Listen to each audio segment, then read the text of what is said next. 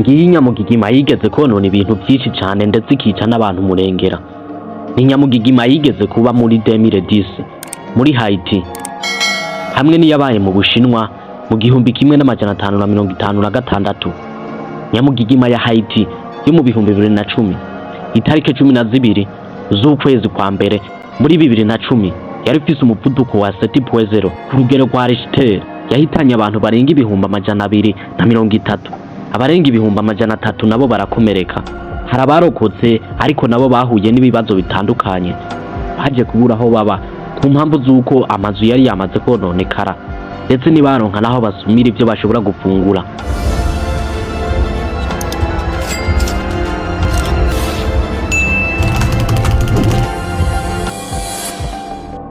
Ndatanze mwiriwe cyangwa mwaramutse bivanye naho mu wese aherereye.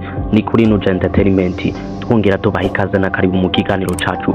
Twibutse umuntu wese atarakora subscribe ayikore tujane, raba ahantu handitse subscribe cyangwa sabone mu rurimi rw'igifaransa munsi ya video uhavyonde.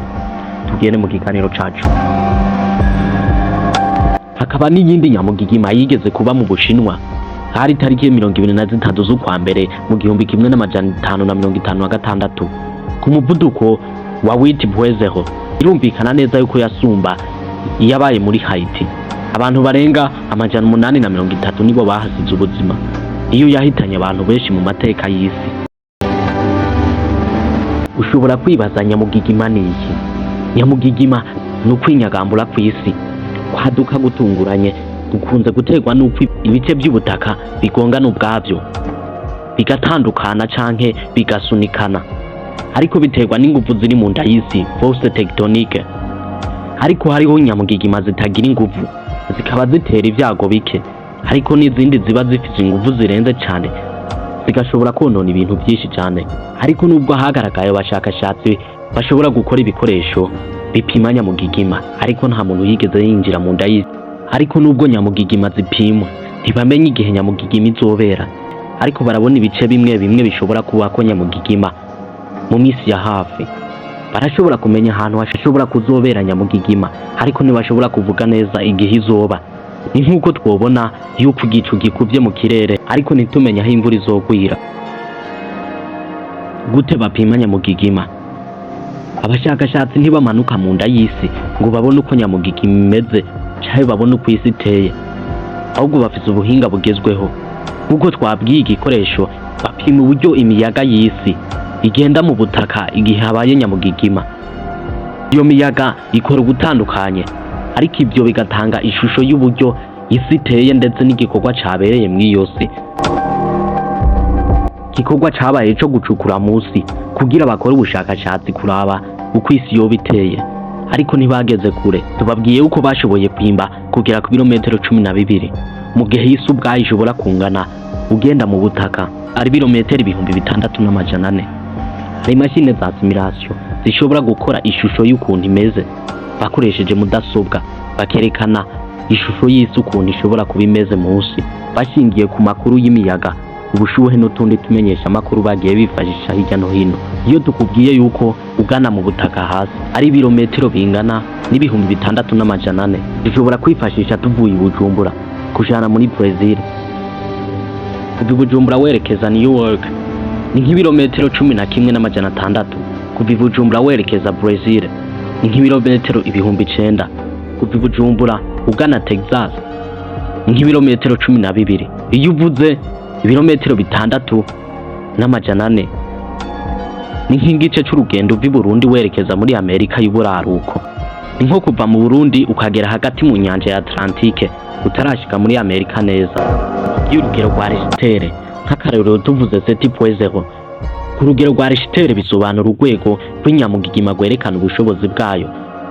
Uru rugero rwa Richter scale rugenda rufite ingufu zingana nk'iturika rya bombe nyinshi cyane. Nta gipima k'umuvuduko wacu, ahubwo gipima ingufu, icyo twokwita energy.